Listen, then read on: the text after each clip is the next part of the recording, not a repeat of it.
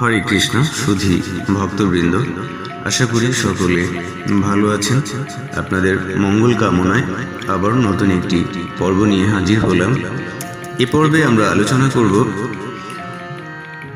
বেদ আদি সমস্ত সনাতনী অভ্রান্ত শাস্ত্র আমাদের যুক্তি তর্কর মাধ্যমে গ্রহণ করা উচিত না ভক্তি এবং বিশ্বাসের মাধ্যমে গ্রহণ করা উচিত। হিন্দুরা জানে যে বেদ পূর্ণ ও অভ্রান্ত। যেমন স্মৃতি অর্থাৎ বৈদিক অনুশাসন অনুযায়ী পশুর মল অপবিত্র এবং তাই স্পর্শ করলে স্নান করে পবিত্র হতে হয়। আবার বৈদিক শাস্ত্রে বলা হচ্ছে যে গোময় পশুর মল হলেও তা পবিত্র, এমনকি কোনো স্থান যদি অপবিত্র হয়ে থাকে তবে সেখানে গোময় লেপন করলে তা পবিত্র হয়ে যায়। আপাত দৃষ্টিতে এটি পরস্পর বিরোধী উক্তি বলে মনে হতে পারে, কিন্তু বৈদিক অনুশাসন বলেই এটি গ্রহণ করা হয়েছে এবং এটি গ্রহণ করে কেউ ভুল করেছে তা বলা হয় না। পরবর্তীকালে আধুনিক বৈজ্ঞানিক বিশ্লেষণে প্রমাণিত হয়েছে যে গোময়ে সব কয়টি জীবাণুনাশক গুণ বর্তমান রয়েছে। সুতরাং বৈদিক জ্ঞান সম্পূর্ণরূপে অভ্রান্ত এবং তাই বেদকে নিঃশঙ্ক চিত্তে অনুসরণ করা যায়। বৈদিক জ্ঞান সব রকম সন্দেহ ও ভ্রান্তির অতীত এবং ভগবদ্গীতা হচ্ছে সমস্ত বৈদিক জ্ঞানের সারাংশ। বৈদিক জ্ঞান নিয়ে কোনো গবেষণা করা চলে না। গবেষণা বলতে সাধারণত যা বোঝায় তা ত্রুটিপূর্ণ, আর ত্রুটিপূর্ণ ইন্দ্রিয়ের সাহায্যে ওইসব গবেষণা হয়ে থাকে।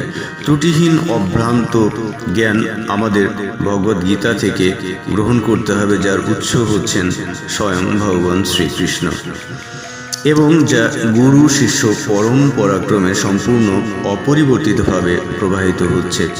অর্জুন যখন শিষ্যরূপে ভগবান শ্রীকৃষ্ণের কাছ থেকে গীতার জ্ঞান আহরণ করেন তখন তিনি কোনো রকম বাদানুবাদ না করে ভগবানের মুখনিসৃত বাণীকে পরম সত্য বলে গ্রহণ করেছিলেন।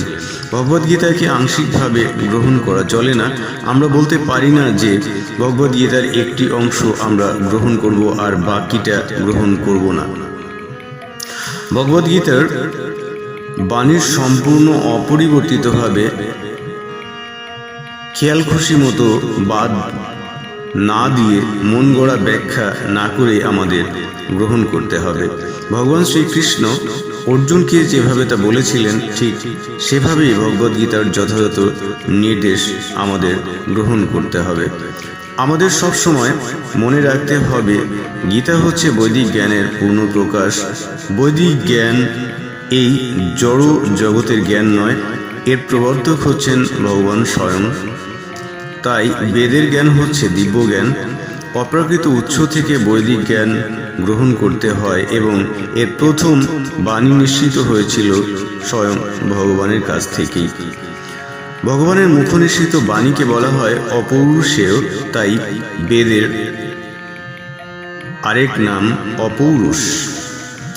অর্থাৎ ভগবানের কথা সাধারণ মানুষের সবার থেকে সম্পূর্ণ আলাদা, কারণ সাধারণ মানুষ চারটি ত্রুটি দ্বারা কলুষিত।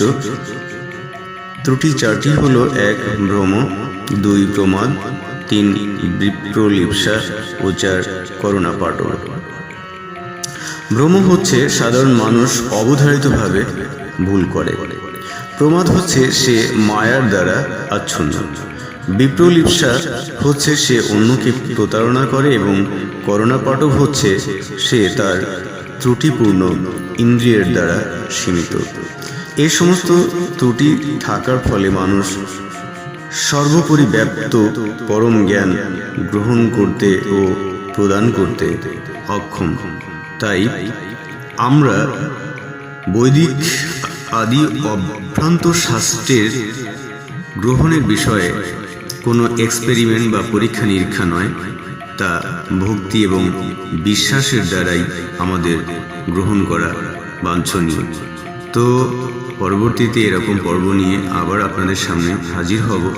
ততক্ষণে আপনারা ভালো থাকবেন, সুস্থ থাকবেন। আর ভিডিওটি ভালো লাগলে লাইক, কমেন্ট, শেয়ার এবং সাবস্ক্রাইব করে উৎসাহিত করবেন। সকলের মঙ্গল কামনায় হরে কৃষ্ণ।